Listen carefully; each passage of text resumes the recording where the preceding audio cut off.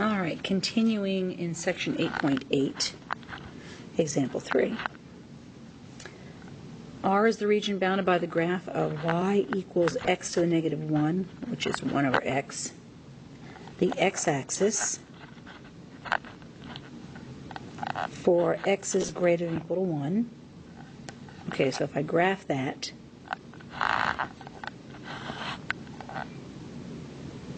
one over x looks like this. But we're just talking about at 1, so let's just make this spot right here 1. And it says, what's the volume of the solid revolved when R is revolved around the x-axis? So we're doing volume. Part A is volume. And if I'm revolving around the x-axis, there's my representative rectangle. If I flip it around the x-axis, it's going to make a circle. This thickness is a dx, so I'm using pi r squared, so it's going to be the integral from 1 to infinity of pi times r squared, and r is the x to the negative 1. So, I don't want to do that. So that's the limit as b goes to infinity. There's a pi, 1 to b, x to the negative 2 dx. If I integrate that, let's see, I can get the pi outside the limit. This is raise the power, flip it in front from 1 to b. So pi, the limit as b goes to infinity, this is going to be negative 1 over b minus a negative 1. So that's plus 1. So as b goes to infinity, this piece right here goes to 0. So I get 1 with the pi in front. The volume is pi. And that would be cubic units, whatever that happens to be. So part B now wants the surface area. Now your formula for surface area was integral from 1 to, in this case, b, 2 pi, the radius times the arc length, which was 1, square root of 1 plus the derivative squared. So with that given information, the derivative, x to the negative 1 would be negative x to the negative 2, so negative 1 over x squared, or negative x to the negative 2. I'm going to do the limit. Let's see, pull the 2 pi. The limit as b goes to infinity, 1 to b. F of x is 1 over x. The square root of 1 plus a negative 1 over x squared squared, which if I simplify that, 2 pi, limit as b goes to infinity, 1 to b, 1 over, oh, what can I do with this? I'm going to do it one step at a time. The square root, on this one, let's take out a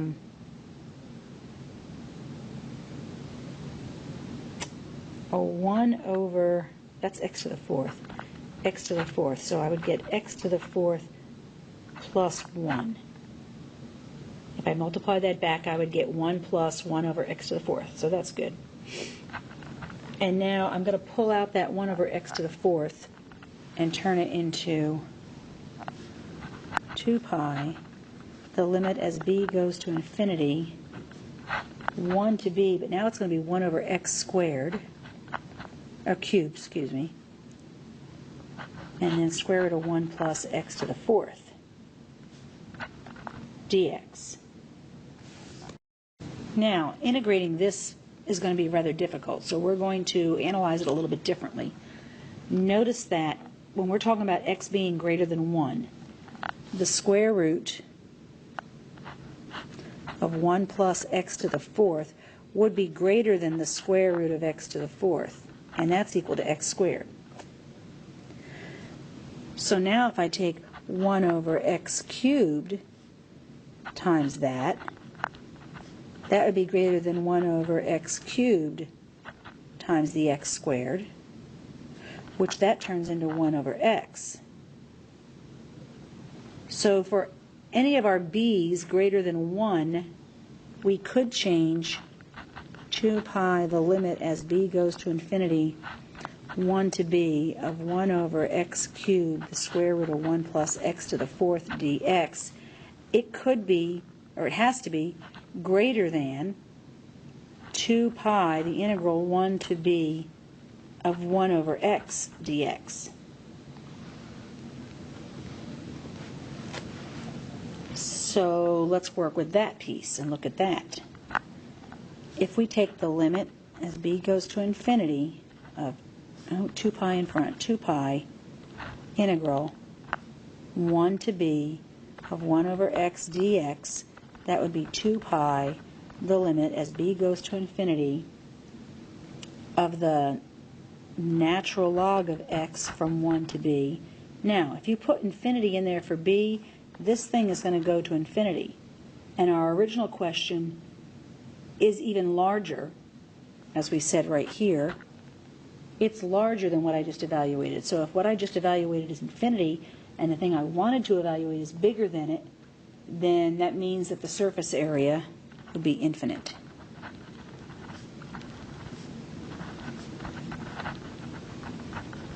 Because it's larger than infinity. And then we have part C. Part C wants us to, what's the volume of the solid generated when r is revolved around the y-axis? So now we're doing a little bit differently. Now we're taking this curve and we're flipping it around the y-axis.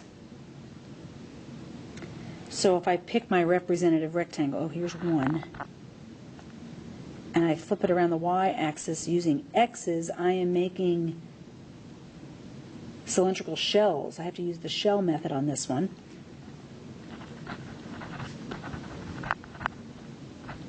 Because it's making shells instead, using all x's.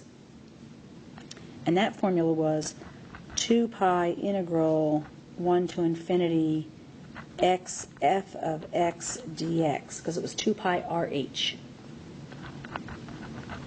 And r is your x and f of x is your h.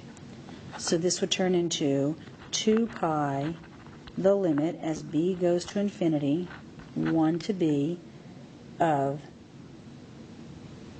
oh, that's interesting, x times 1 over x dx. So that means I'm just integrating 1, which integrates to x,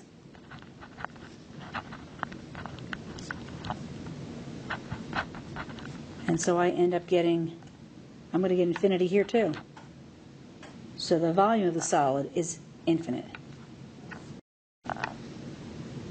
And this is volume.